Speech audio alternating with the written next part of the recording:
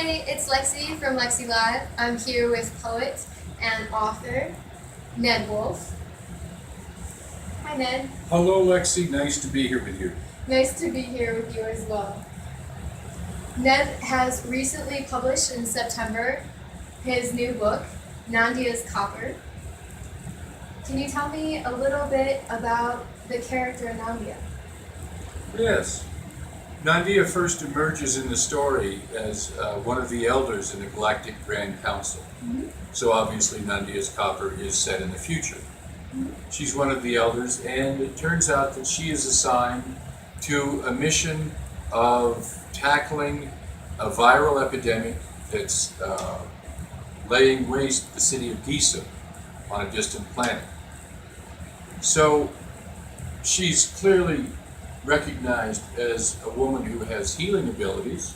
She's clearly recognized as a woman who can be sent into a very difficult situation and find ways to resolve it. And that's what the story's about. Now, in this process, I'm going to anticipate your next question, if you don't mind, Lexi. In this process, she encounters and works with a man named Bernard, he prefers to be called Burns, and he also has some of these abilities. And working together, combining their skills, they find that they can get a start on facing this epidemic and at least slowing down the fatality rate that's like a wildfire burning through this community. hmm Does Bernard possess other abilities as well that help tackle this virus? Yes, both of them, interestingly, have been trained and know how to use the skill called dowsing, or how to use a pendulum to identify imbalances in the body or in the emotional state or the mental state, and also how to identify uh, either some kind of natural remedy that will help the afflicted heal, heal themselves.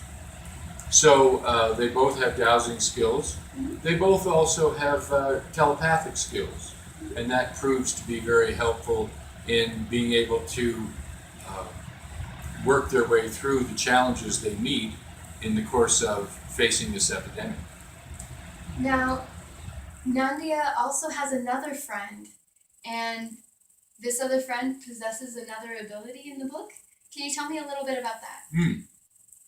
While in their early days of being in Giza, they encounter a street busker, a large Scotsman who's playing music on the street, and that's in fact how they first meet him. Is they see him dancing down the street playing his horn, and and they have a feeling about him. They have a sense that he's in fact useful to this challenge they're facing.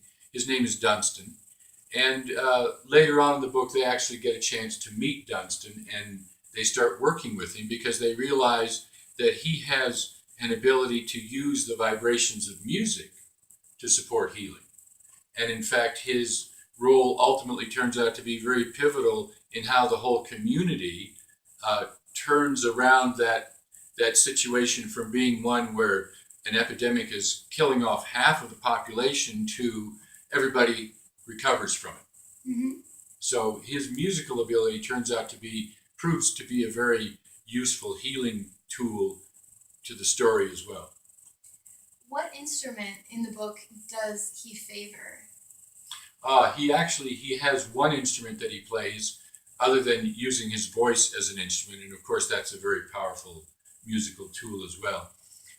But the instrument that Dunstan plays is called just simply a horn. And when I wrote it, I envisioned him playing a similar instrument to the one I play, which is a soprano saxophone. So it's a large, straight brass instrument that can sound at times like a flute, or sound at times like an oboe, sound at times like a clarinet, or sometimes with certain intensities it can sound like a trumpet. hmm So it's a very versatile instrument to play. Yes. Now, Ned, I'm curious, while you were writing this, did you envision Dunstan playing and performing any of the music that you play in your own personal life. And imagine this being healing for the characters. Yeah. At one point, and I don't want to go too much into revealing certain details of the story because I want to make sure that the viewer has an opportunity to have fun reading it, and it is a very fun book to read. But at one point, he is playing some jazz tune